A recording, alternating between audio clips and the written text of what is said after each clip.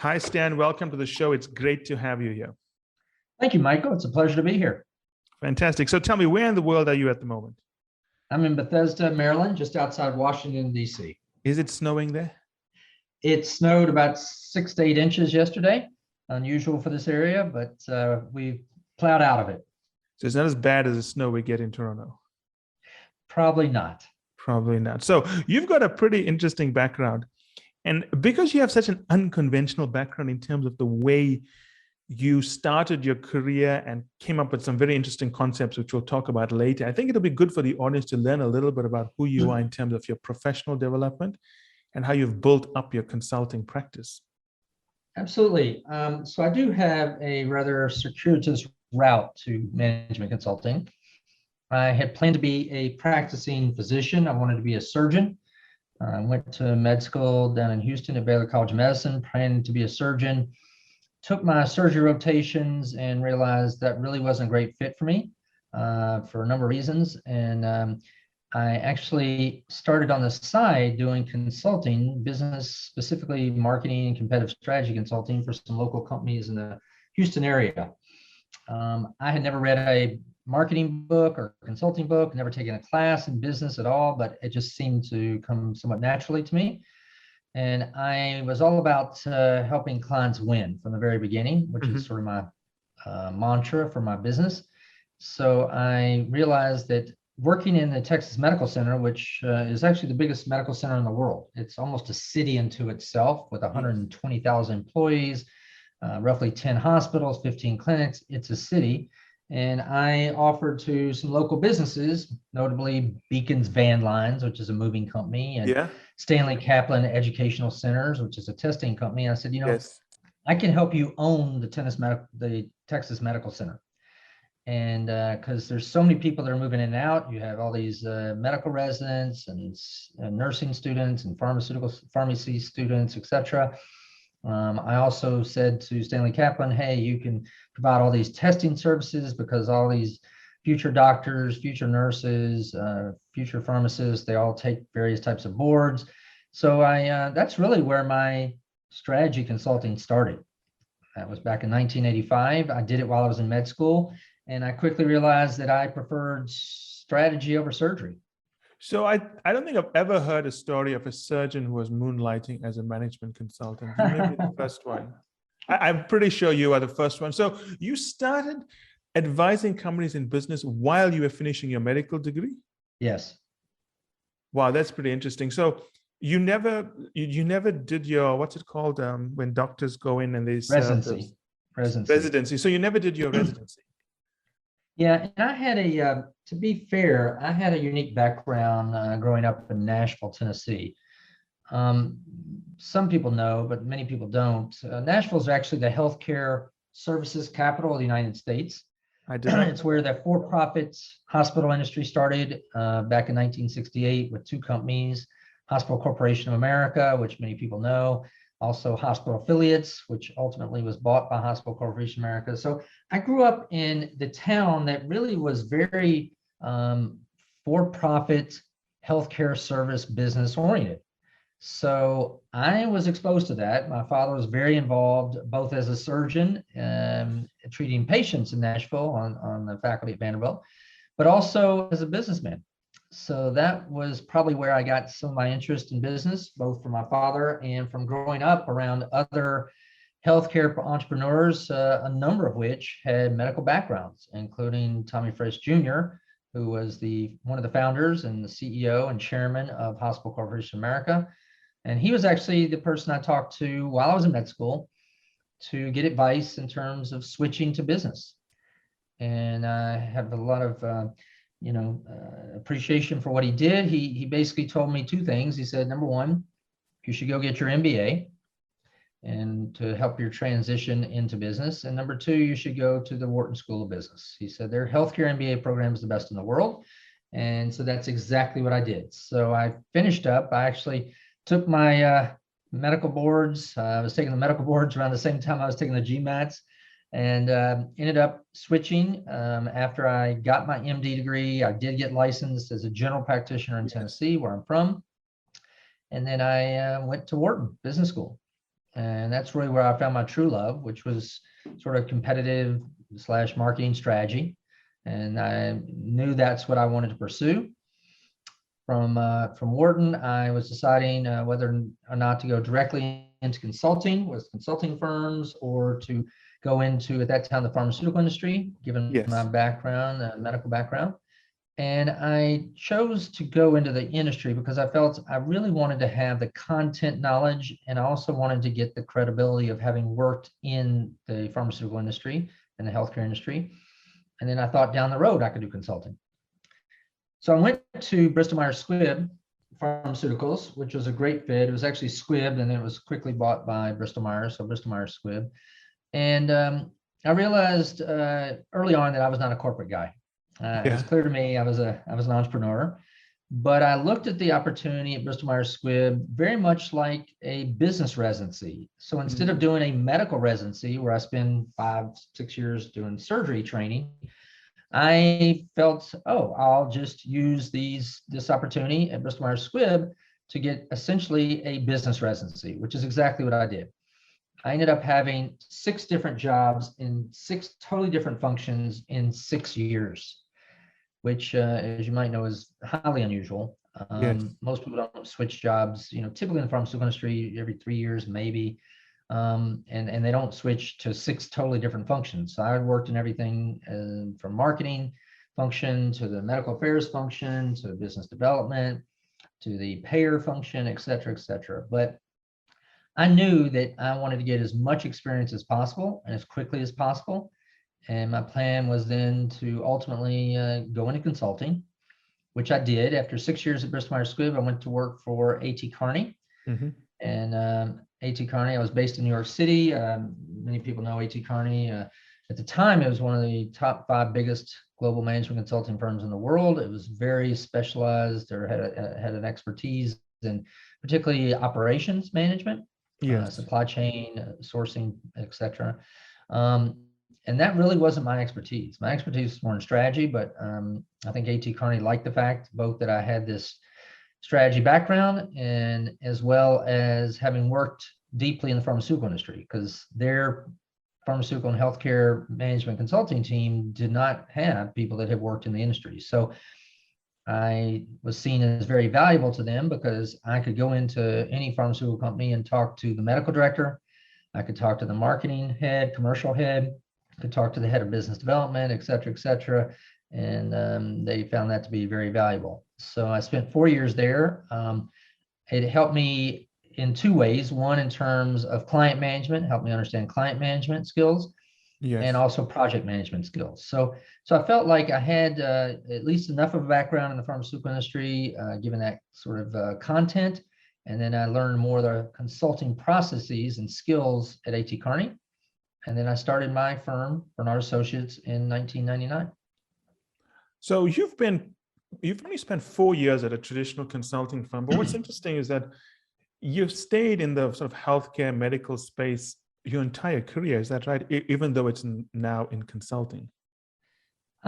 Predominantly in healthcare, yes. I have done projects outside of healthcare.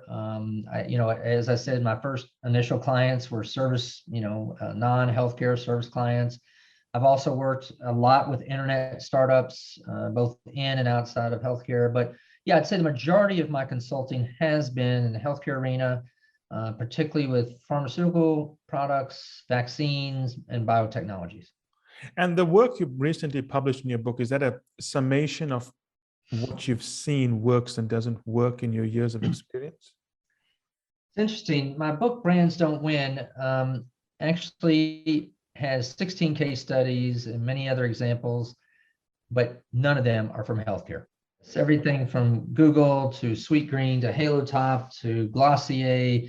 I mean, everything from women's apparel and cosmetics to ice cream to salads, you name it. So the primary concepts in that book, that was gleaned through your consulting experience, but you applied them to case studies outside of healthcare. Is that a correct way of summarizing? Exactly. So I had built a system over the last roughly 35 years, which I call the Transcender System. And I described the system, the 3-step practical system that is considered by many to be the most powerful winning system for companies and their products. In the book Brands Don't Win, I had developed that Transcender System over my many years in a variety of industries. Again, starting in 1985 when I was first doing some of my consulting in med school, and then over time I built up that system. What I found was that virtually every company on the planet plays the same game. Yeah. They play a branding game. Yes. And the branding game is you create a brand and then you try to differentiate the brand on certain features or benefits, and you use lots of advertising, promotions, sales reps, whatever. And I think because I had a medical background, doctors are trained to be, I'll say skeptical at times, and to be very careful about information they read, information they hear. So for instance, I was taught you do not assume the diagnosis that a patient gives to you or another doctor gives to you about a patient. You have to make your own diagnosis, your own evaluation.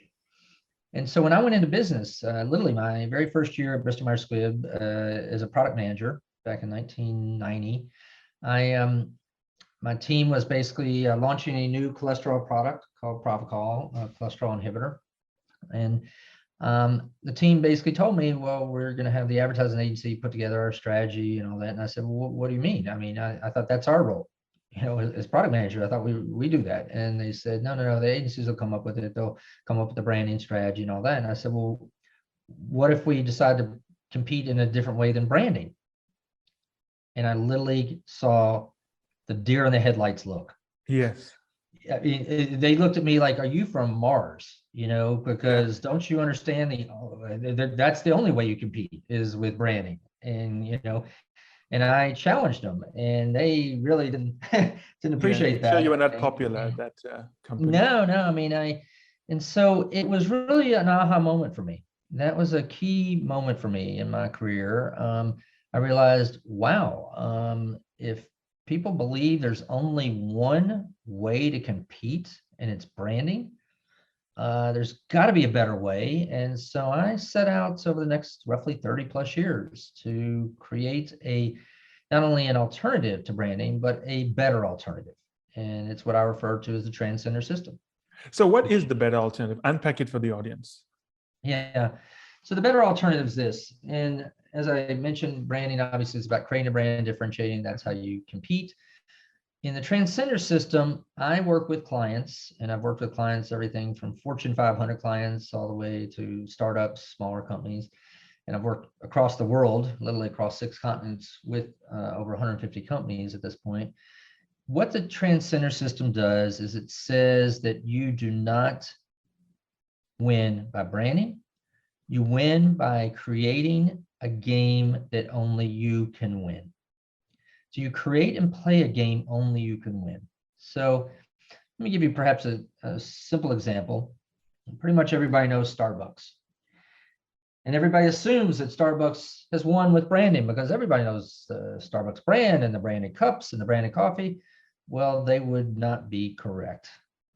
In fact, Starbucks tried to win with branding for its first 16 years, from 1971 to 1987. They had the Starbucks brand name, the branded coffee, the branded coffee cups, the Nordic Siren branded logo. They had all that. And they were using the traditional approach, traditional branding approach. And but they weren't winning. They were only adding 1 store per year because there was a lot of competition in the western half of the US. So Howard Schultz in 1987 buys the company and says, I'm not going to play the branded game. I'm going to change the game. And this is what the best transcender companies do. He basically changed the game. He said, I'm going to make Starbucks the 3rd place. 3 words, the 3rd place between home and work in America. He wanted people to stop at Starbucks on the way to work and stop at Starbucks on the way home from work, which is why you have a Starbucks on one side of the highway on the way to work and another one directly on the other side of the highway on the way home from work. It's why you see Starbucks in transportation hubs, corporate centers, malls, etc. They are strategically located. They're also much larger stores. They have a bigger footprint so that people can hang out. They offer tables, they offer chairs, even couches, because Starbucks unlike Dunkin' Donuts, does not want you to grab a cup of coffee. They want you to grab a chair. Stay, hang out, enjoy our free Wi-Fi, our clean restrooms, our hospitable baristas. Starbucks went from adding 1 store per year in its first 16 years when it was trying to do the branding game to adding 1,350 stores per year. That means almost 4 stores per day by using the Transcender approach. They basically changed the game from the coffee to the coffee shop. There are now 31,000 stores, Starbucks stores around the world, across 80 countries. They're the dominant player. They're 3 times bigger than their biggest rival, which is Dunkin' Donuts. And interestingly, in the United States, Dunkin' Donuts spends twice as much on advertising promotion as Starbucks, and Starbucks sells 3 times more coffee. Do you mind if I just jump in? Yeah, I want to unpack this for the audience to make sure they understand it, okay? Because it's a great example. Absolutely. I love this example.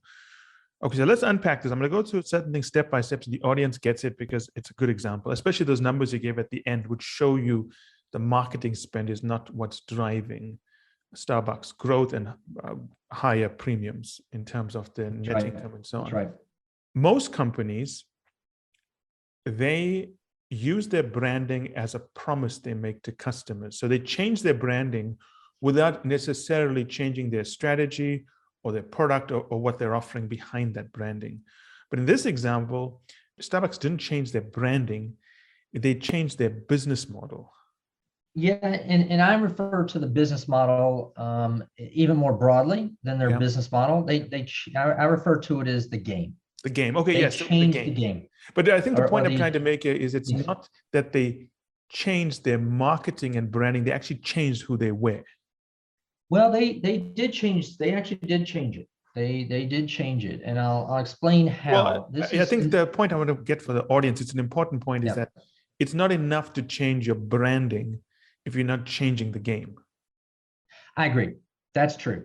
That's the point I want to make, because a lot of people will look at this and say, well, you know, actually, I see Starbucks already as the 3rd place, so that's their branding. But I think the point I want to make is that they first change the game, then the branding. Yes.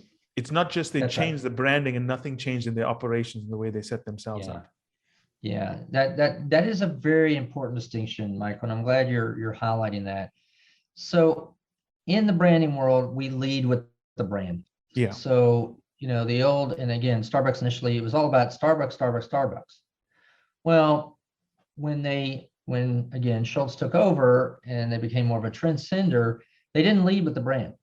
They led with their agenda, which is the 3rd place. Now, they didn't communicate that out to the world like a politician, like Obama did with change in 2008 or Trump in 2016, Make America Great Again. They did do that internally, and they did it in business to business meetings. So they would talk to analysts about it, but they didn't really do that with consumers purposely, because what they wanted consumers to do is to get inspired. So this is another difference from traditionalists versus transcenders. Transcenders are trying to inspire you.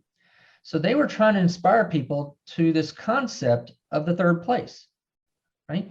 So if you wanted to go to a place where you could relax or do work or meet friends and get some nice coffee and other edibles, you know, on the way to work or on the way home from work, then Starbucks was a great fit.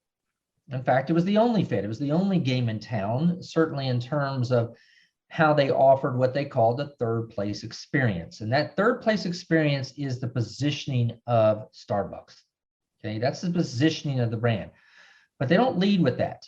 In the Transcender world, you lead with the agenda, in this case, the 3rd place, and then you follow with the brand. So the brand in the Transcender world becomes a supporting actor, and the agenda is the lead actor. That's not the case in the traditional branding world. Yeah, that's a pretty big difference, actually. It's huge. It's night and day. And people will say, well, you know, I understand over time it became this. Yeah, but it's all because they changed the game from coffee, branded coffee, to the coffee house. Yes, it's about understanding cause and effect here. Which is the cause and which is the effect? It was the game was the cause, Yes, And that led to an effect on the brand. And now that's looking right. back on it 20 years later, it's kind of got all blurred up because we don't really know when it started, but knowing when it started is the point of difference. That's right. And that's what I find is, and people will read this in the book if they get the opportunity to read Brands Don't Win, is that if you just look at one case study, you'll say, well, it's not that clear. Yeah. But when you look at, 2, 3, 4 case studies, and in the book, again, I have 16 case studies and I have over 100 case studies in my library here, it becomes so clear.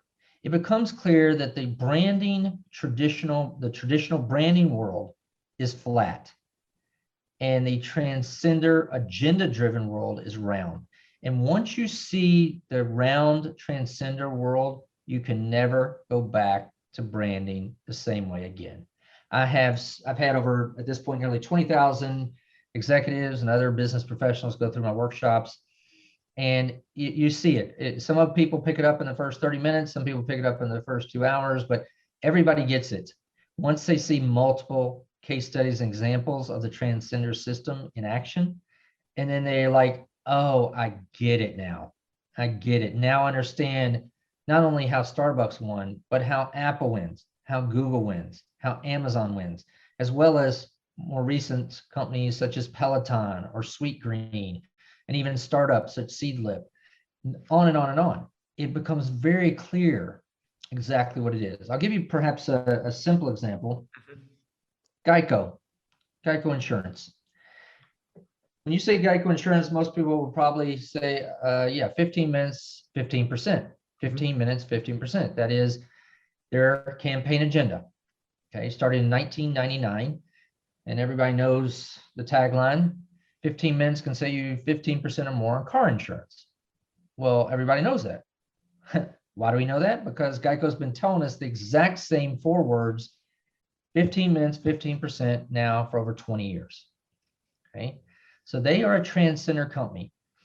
And what's very interesting about Geico is they have used advertising promotion extensively, but they changed the game in insurance. And let me explain how they did that. In 1999, at that time, State Farm was #1 in the United States in car insurance. They had the biggest insurance sales professional network. So they were basically they were winning by playing their game, which is all about a large sales force, okay? And they sold multiple different types of insurance. Well, Geico at that point in time, 1999, was 5th in the United States. So they were pretty far behind State Farm. And they realized they couldn't play the State Farm game. They didn't have as many insurance agents. So they changed the game. They started advertising insurance. Well, back then, the belief in the industry was you don't advertise insurance because you can't feel it, you can't touch it. It's not like a sneaker, it's not like a deodorant, something like that. You can see, smell, feel. No. They started advertising it, and they did it, however, in a transcender way. They didn't do it the traditional advertising or branding way. They had multiple mascots. Everybody knows the gecko, but they also had the pig Max. They had the caveman, they had celebrities, they had Pinocchio, etc. And not only did they have multiple mascots, which broke all the rules of advertising, they also broke the rules by having multiple different types of commercials going on at the same time. Yes. I mean, that was heresy on Madison Avenue. But Geico put it all together because it was every single commercial linked back to their agenda, their 4 words, 15 minutes, 15%, 15 minutes, 15%. And then, so they led with the agenda and then followed with the brand Geico. Okay. That company over the next 20 years, by staying with the exact same campaign agenda. And again, this is different than traditional branding. Traditional branding is you change your brand and change your commercials and change your messaging anywhere from every 3 months to 3 years, whatever it may be. They didn't. They stayed with it like a classic transcender company. And as a result, they have vaulted to #2 in the United States in car insurance, and they're breathing down State Farm's neck. So again, another example of how they changed the game, played a game only they can win. And this is why you see all these other insurance companies spending so much money on advertising, trying to make their commercials funny and keeping up with Geico. I mean, for instance, Liberty Mutual. I mean, some of these commercials really are not well done. Yes. But they're all reacting to the transcender Geico. which They're is, reacting to what they can see as opposed to understanding what's happening behind the scenes. yeah, exactly. Let's Yep. unpack this for the audience, right? Yep. Every company that changes the game and plays that new game well will ultimately build a strong brand. Is that correct? Or are No, there it's companies not. that are changing the game and are winning, but they don't have strong brands? Yeah. So it's not just about changing the game, because there's traditional brand companies that can change the game. It's how you change the game that's unique. So traditional companies use the traditional product playbook. Okay.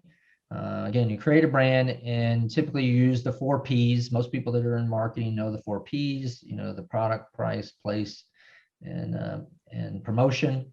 And so that's the old way to do it. In the Transcender System, what's unique is that you use this political playbook. You lead with the agenda. So there's 3 steps. You create the agenda, you communicate the agenda, and then you champion the agenda. Okay. So there's a specific, it's not just changing the game, it's how you change the game that's unique. Okay. You make it more like a political campaign. Okay. And I think that's an important distinction, because there are branding companies that will do things that are different than their competitors and force competitors to react, but they're not necessarily transcenders.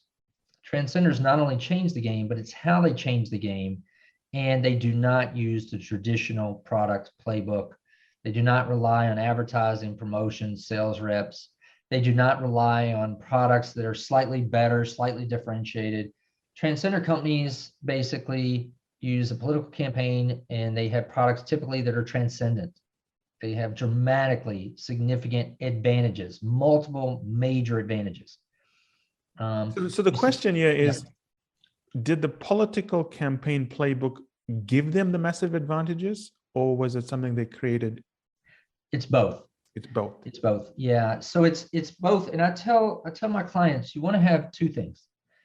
You want to, and let's put it in election terms, make it simple. You want to have the best candidate or brand candidate or candidates, products, and you want to have the best campaign. Okay. You want to have both. Those are the 2 essential requirements to winning in the transcender world.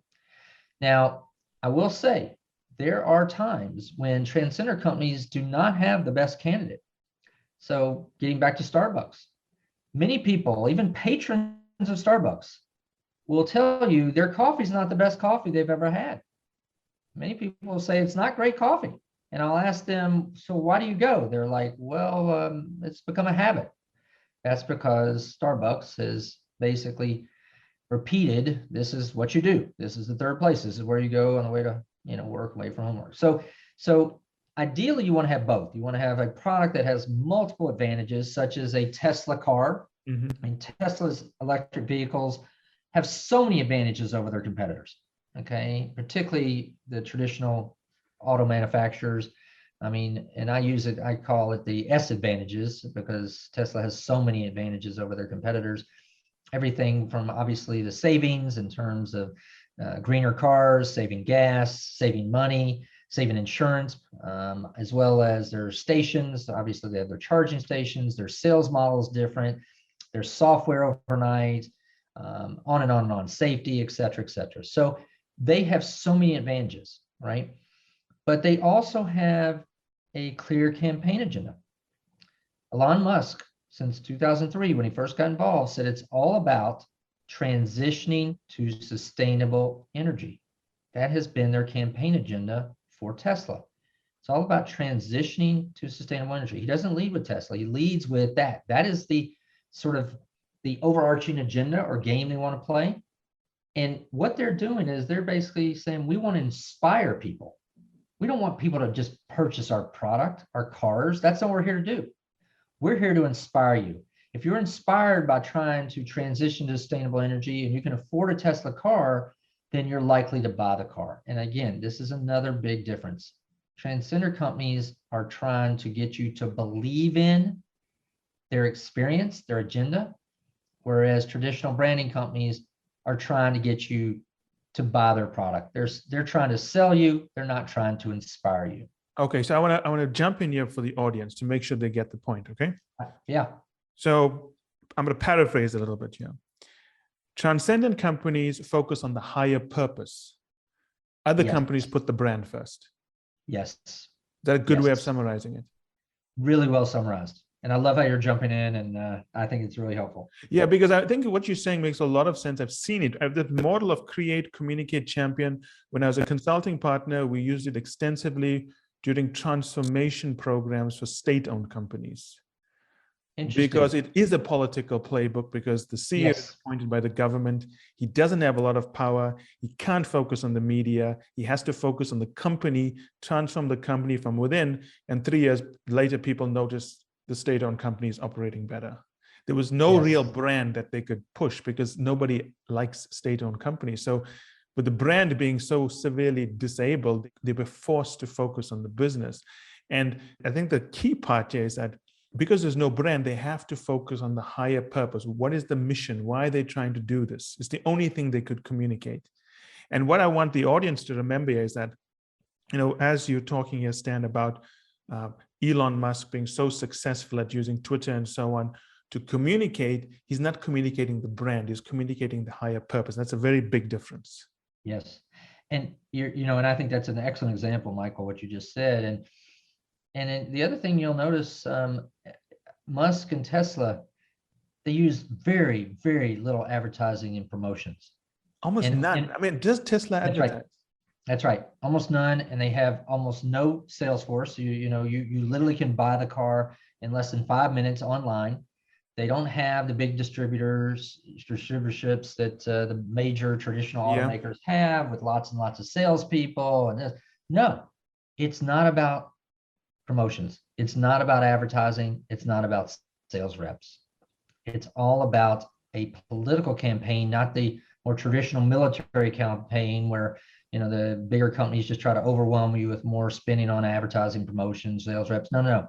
This is a model. The Transcender model allows startup companies to level the playing field because they don't have to have huge resources, because they don't have to win with advertising, promotions, and sales reps.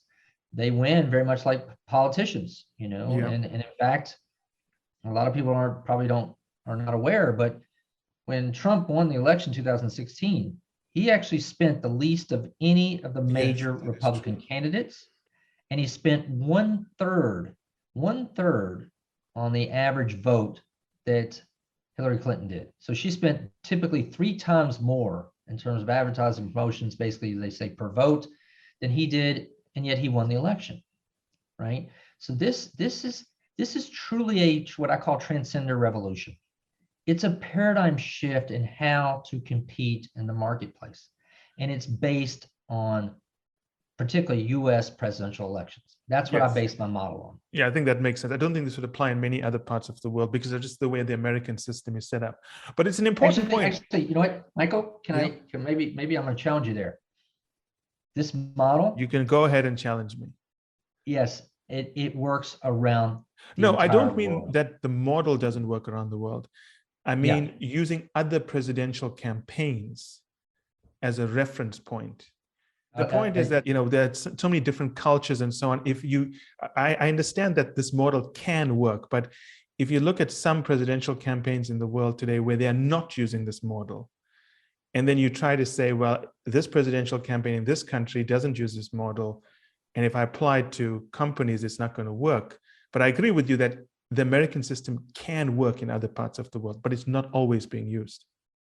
But what's interesting is, you will see. I mean, for instance, in Britain, in 2019 election, yes, Boris Johnson used 3 words: get Brexit done, get Brexit done. In France, and we know their prime minister basically in his election, on March, right? Yeah.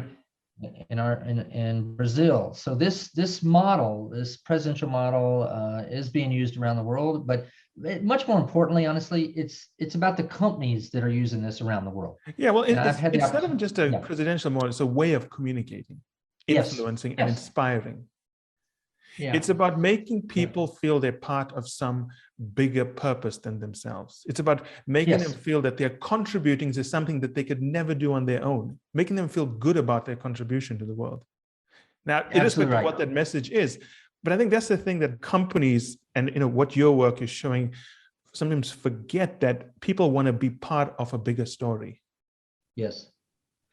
This is what I refer to as the difference between, companies that trying to sell you, which are the traditional branding companies, Yes. versus the transcender companies that are trying to inspire you. Well, I can give you an example of this. I mean, I was recently looking for a car, a sports car, and I wrote to some of the different companies, and I remember writing to one company. This is a true story. This happened on Sunday night. I went online and I liked this sports car, and I wrote to the dealership. This was around 7:49 p.m. on a Sunday night, right? Mm-hmm. From about 8:05, my phone lit up because this company just kept on trying to contact me to come in to test drive the car to buy it, right? Yep. I wrote to Tesla. Do you think Tesla wrote back to me? They didn't even bother, because they understand that if you want a Tesla, you're going to get a Tesla, and they don't need to force you to do anything, right? They did send me one email, but it was not at all pushy. They had my cell phone details. Nobody called me. It was no forcing of anything. No. It was I thought it to be a very respectful way to do things. Convince me of what you're trying to do, and I'll make up my decision on my own, versus calling me at 9 p.m. at night on a Sunday. Right. I didn't even tell anyone to call me at 9 p.m. at night, by the way. They just decided to do it. Yeah. And what's amazing is, again, Tesla doesn't have many salespeople at all, right? That explains why nobody not about to call you. Right, exactly. Nobody's going to call you. But what they do have is what I refer to as evangelicals, which is a portmanteau for meaning passionate proselytizers that push your agenda. If you ever talk to Tesla owners, many of them, and I have a few friends that have Teslas, and they will, right away, as soon as you say the word Tesla, they'll go on and on about their car and their experience and this and what they love. I have one friend that's a real IT geek, and he goes on and on about the software, and he feels like every morning he gets a new car. I have another friend who's like, I can't believe this car, the G-forces, it doesn't need a road, it needs a runway, And so this is typical of transcender companies, is they get their customers to become, in many cases, not simply product advocates, because we have product advocates in the traditional branding world, that they'll recommend the product, this or that. But these are really passionate evangelists evangelicals, right? They go on and on and on, and they'll sell the car for, they'll inspire you and sell the car for Tesla, right? Another example of that, perhaps even better, is Peloton. I don't know if you have a Peloton, Michael. Do you have a Peloton? Do you have any friends that have a Peloton? No, nobody that has it, but I'm familiar with the product. I've seen it. I've seen those high performance coaches leading the programs. Yeah. So Peloton, if you mention Peloton to a Peloton user, so I have one friend who actually is a former professional cyclist. He's now around 60 and still cycling. And he will go on and on and on about how great the bike is and how he gets to high five other riders, and he gets to ride in the French Pyrenees or in the mountains in the Pacific Northwest or wherever it is, right? And he goes on and on about this instructor and how many metrics he can measure, et cetera, on and on. And I hear this from other people. I literally ended up getting, he sold me enough he inspired me enough to get a Peloton for my son. And then my son starts doing the same thing to me. He's like, Dad, you won't believe the metrics I did today. And oh, by the way, I'm now using it also for the Peloton. I'm using it for the tread, and I'm using it for this. And then his girlfriend starts using it, and she starts talking about how great her instructors are. And it's all about the idea that Peloton was, their 5-word agenda initially was world-class home cycling studio. They were not trying to make simply a better home stationary bike. That would have been the traditional branding model. No, they were going way beyond that. They were going to build this bike that was, first of all, the bike was so much better, had so many advantages, carbon frame, flywheel, etc. They also had world-class instructors that they literally could pull from around the world. They had this social experience where, so many riders could ride together. You could tell what gear somebody else was in. You could, again, high five somebody on the way up the hill, etc. And of course, most of all, it was at home. So the convenience was unparalleled. So this is again classic transcender approaches where you get people inspired to the point they become evangelicals. And Peloton at their recent analyst meeting said, we're cutting back on advertising promotions.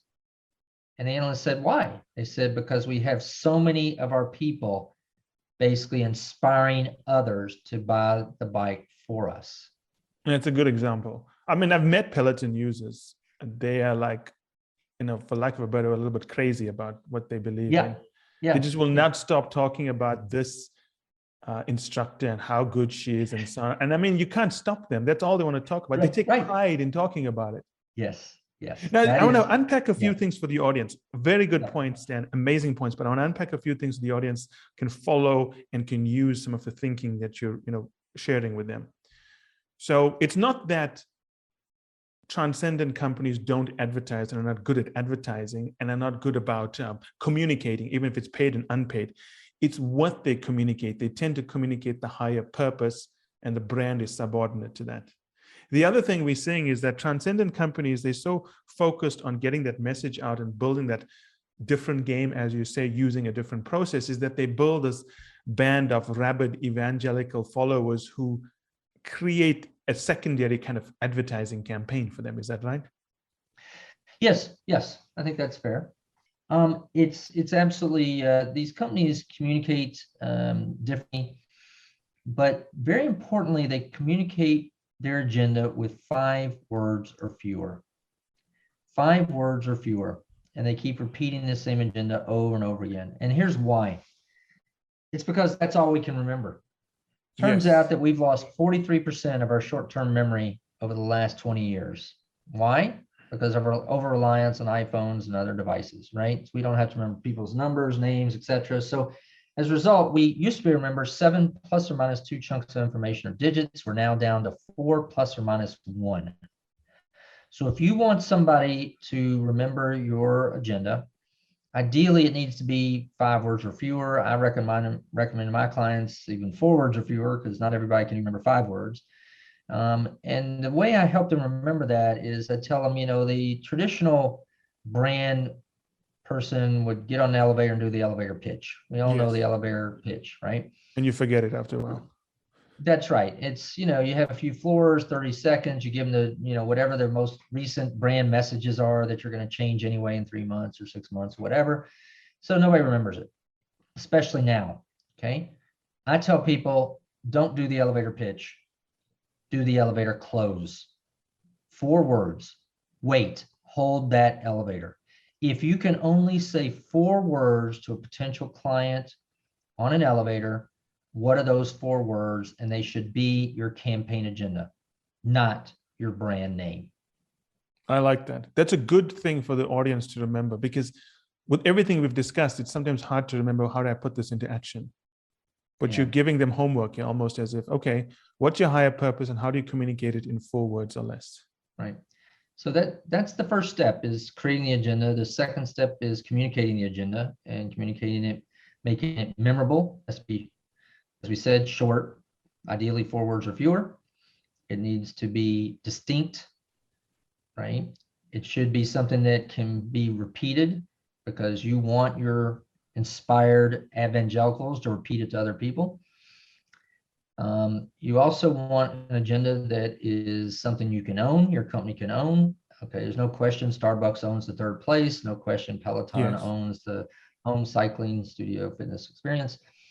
It's something also you want to be winnable. It has to be a winnable agenda. And perhaps one of the classic examples of that, Michael, is Nike's agenda from 1987. Just do it. 3 words. 3 words, right? Very simple. Yeah. People think that was just an advertising slogan. Again, that's not true. In 1987, Nike was actually losing significantly to Reebok. Reebok had 45% market share in North America in sports apparel and shoes, and Nike only had 18%. They got together in 1987, said, we got to change the game because we're losing. Reebok is seen as the more fashionable brand for athletes, both professional, amateur, and so they're leading the way.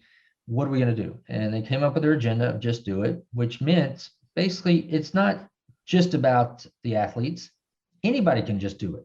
It doesn't matter whether you're an 80-year-old man who can run a marathon or a 15-year-old girl in high school who's playing, any sport. Doesn't matter what country, what color, what religion, it doesn't matter. Anybody can just do it. Just get off the couch, wear Nike apparel, and get out there and just do it. And you'll notice to this day, they're still using the exact same campaign agenda. Because it's not a brand, it's what they believe in, it's their higher purpose. That's right. That's right. And Nike's all about beliefs, right? I mean, they've been at the forefront of many beliefs and leading many changes in society. And it reflects their belief. Just do it. Okay, well, we're, as a company, we're just going to do it. We're going to do things that are different. We're going to lead, talk about cultural aspects, but most importantly, we lead with the agenda, just do it. And then we follow with the brand Nike. So you literally will see on commercials or on ads, they say, just do it. And then underneath that is the name Nike. Yes. And the interesting thing about that is because people have seen Just Do It for so long, they think that's the brand. Right. And it's really, but in my parlance, in the Transcender System, it is the agenda, it is the game. And people realize, okay, if I just want to do something physically, okay, I'll do it. And, I'll just happen to wear Nike apparel, Nike shoes. The people that inspired me to do it. That's right. So that's a good example. That's a very good example, because whenever you look at the Nike slogan, just do it, you think it's the slogan. Right. And no one ever said it's the slogan. It's never been said it's the slogan. Yeah, in fact, in the book, I quote some different Nike executives who said, people don't realize that what people thought was a slogan was really a rallying cry for our company. It was an opportunity for us to align the entire company behind that campaign agenda. That's also what's unique about campaign agendas is they basically simplify the alignment. They make every single professional understand what the company stands for, what they're communicating, and it enables each employee to know every single day what to do. Every single employee at Starbucks knows it's all about the third place. Every single employee at Amazon knows it's about customer obsession. Okay, everybody at Nike knows it's about just do it, right? So this is why these companies also have such a what I call transcendent advantage, not competitive advantage. Competitive advantages are small. Yes. They have transcendent advantages because the entire company is aligned. This is, again, a huge distinction from traditional branding companies. Traditional branding companies, yeah, the branding is for marketing and salespeople, and it's for customers, and that's really where it stops. In the Transcender world, once you have that agenda, 4 words or fewer, everybody understands it, then everybody can align behind it. Classic example, Apple, think different, 2 words. If you look at how Apple behaves as a company, virtually everything they do is about think different. Right? Yes, I think that the other important point to make here, because we've touched on it very, very little, but it's probably the most important point, is that getting your employees aligned along one higher purpose is probably the most important thing a leader needs to do. Totally agree with you. And if the leader cannot get his own employees aligned in terms of what needs to happen, how can he get the rest of the world to see the company for what it is? That's right. You're spot on. Very, very important for your listeners. And this is why you have these transcendent leaders. Okay, now Elon Musk, Steve Jobs, Howard Schultz, Jeff Bezos. But I want to make it clear, I have seen transcendent leaders at all levels of the company. Yes. I've seen very junior people that have adopted this Transcender system, and then they get other people in their group, whether it's their market, whether it's their function, whatever discipline they're in, they get people inspired, and then it starts to spread. So sometimes this approach can be bottom up, Ideally, ultimately it's top down, but it can happen. And I've worked with every different type of function, different markets, and found people at all different levels of the organization, all different levels of experience that adopt this approach and then introduce it to the company. And it might start with a brand team. It might start with a part of the supply chain. It could be anywhere. And again, this is why anybody can be a transcender.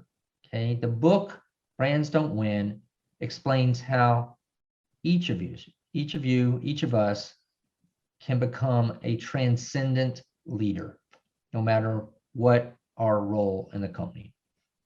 Stan, thank you so much. I really enjoyed that podcast. I think it'll be one of the best ones we'll release this year. Thank you. To me, the messaging makes a lot of sense. I've seen it, we use it, but what happens with a lot of things that make sense is very few times someone distills it in a format that can be applied as don't like to use the word template, but a guide, for lack of a better word. It's really, to me, this is a winning system. It's a 3-step winning system. That's really what this is. It's also profound because we tend to know these things as standalone pieces, right, but we don't take the time to think about it. Right. Like we always know that you need to have a higher purpose. And I speak to executives all the time, but then does an executive think, how does a higher purpose align with my brand? Which is subordinate? Yeah. Well, I will tell you, and again, this is where my medical background helps me. This is based on science. It's based on the cognitive science. It's called framing, cognitive framing. And the idea is that what these transcender companies do, very much like politicians, is they basically change your frame of reference. They force you to look through their frame of reference on their market. And what's interesting is, number one, first of all, customers and other people don't realize that they're being exposed to this process, this cognitive framing process. It's a subconscious process. The other thing is that the more you repeat the agenda, the more times you repeat it, the better off it is. It becomes more and more memorable and impactful. So this is why, for instance, Make America Great Again was so powerful. It just was repeated over and over, not just by Trump, but by many, many of his followers. And of course, he had a visual, his MAGA hats that supported that. So we still use branding. We use brand logos and different types of things in this Transcender system. But again, we don't lead with it. They're more supportive. So this cognitive framing concept is extraordinarily powerful. So that's what these companies use. It's based on science and it works. Well, it wins elections, so much more at stake for a country than a company, right? Yeah, in fact, and so to your point, it wins elections, right? Well, today products are no longer selected, they're elected. I like that. That's a very important mindset for professionals. Because think about it. It used to be products were selected, and they were selected based on what the companies told us about the products, right? Because that's really where we got most of our information. We got our information from the big, P&G, Unilever, or whatever company it was, whatever consumer product company it might be, or other company. Well, when the internet came along, it said, you know what? The information now is becoming democratized. You're now going to get the opportunity when you look at a product on Amazon or Google or wherever, to get anywhere from a few hundred to perhaps tens of thousands or even hundreds of thousands of reviews on certain products, technologies, or services. Okay. Basically, they're votes. You're seeing what other people are voting for. You go on Amazon and you have, for a flat iron, you can have 60,000 different reviews. For a crock pot, 150,000 reviews. So you have so much information from actual users that it actually is much more powerful than what the company is advertising. And this is where, you get the difference between paid and unpaid media. This unpaid media, these testimonials from users is much more powerful today, which is why products are elected, not selected. I like that. That's a very good way of thinking about it, but it's intuitive. And here's the thing that maybe we can wrap up on this point here. And it's all of this is so intuitive and obvious. Why don't businesses do it? Yeah. Yes. Nothing here you're telling me. I mean, I know all these things. I tell it to executives, but I never thought about why don't other executives do it? Why don't they do it automatically? They are smart people. Yeah. There's two reasons: history and habits. Let me explain. The dreaded double H's. Yeah. So the first is history. Companies have been using the traditional branding model for 3,000 plus years. 3,000 years, starting with the ancient Greeks in Athens. In the Athens Agora or marketplace, that's when it first started. Back then, it was the first time that really merchants would engrave their pottery or other artisan, goods with Yes. their name and start to say, my pottery can handle more hot than your pottery, or my pottery can last longer than your pottery. Well, we do the same exact thing today. I mean, if you look at, pans, pots and pans, it's the same thing. Our pot will last longer or heat up better, whatever, right? The only difference is we use a lot more, promotions and advertising and sales reps, but it's the same concept for 3,000 years. So it's tough to change people's, and this is where it gets into the second part, habits for 3,000 years. And not only that, these habits have been further ingrained in us by the advertising agencies and marketing firms and branding firms, et cetera, because they're the ones that keep telling everybody the only way to compete is branding. Now, I will tell everybody that is absolutely a myth. It's time for everybody to break out of the brand jail, shake off the brand cuffs, and stop being brand washed. Okay. It's time to play your own game, use the Transcender to create and play a game only you can win. I like that. It makes sense, right? So any piece of advice you want to leave for the audience? Because I'm thinking that there are people, we've got all levels from consultants to CEOs and so on listening to this. How do they know they're being brand washed? Yeah, the simple way, I'd say the simple way to think about this is to look and think openly and be willing to just consider the idea that there's an alternative to branding. Just think about that for a second. We basically can go online today and literally pick from 10,000s of different shoes, right? We can go into an ice cream store and pick any number of combinations of flavors and toppings and ice creams, and yet we only have one way in the entire world over the last 3,000 years to compete, and it's branding. It makes no sense whatsoever. So this is why I tell people, stop being brainwashed. And just maybe to summarize, a simple takeaway is this: if you just want to compete, not win, if you just want to compete, then brand, because you'll have plenty of competition. But if you want to win, then transcend. Use the Transcender System to rise above your competitors, create and play a game only you can win, and force competitors to react to you. Yes. And to build on that, all excellent points is that as the listeners are thinking about how they can use this, I think the first question you have to ask yourself is, what is your higher purpose? And do you use that to drive your company more than the brand? Yes. Because that's a very good test to you could do that in 5 minutes, right? What is your higher purpose? And is that the message you are taking internally and aligning the organization? And is that the message you're taking externally and building, people into some bigger journey? Yeah. And I think to that point, if people want to understand the process, the Transcender System, the proven practical process I've described today, they can read about it in Brands Don't Win, the book. You can also go to the website, brandsdon'twin.com, where you can get more information about the book, take a quiz on are you a traditionalist or transcender, and also get more information about how to contact my firm and our associates. And I just wanted to point out that no brands were hurt in the writing of the book. That's great. That's great, Michael. Stan, This is one of the best podcasts, and I'm happy we're starting the year speaking to you because I definitely think the message is going to resonate. It's something that is intuitive, but the way you've assembled it is very practical, very useful, and very powerful. Thank you so much. No, and thank you. And I thought your questions were outstanding, and I really liked how you sort of reframed it specifically, so it made it very practical and understandable for your listeners.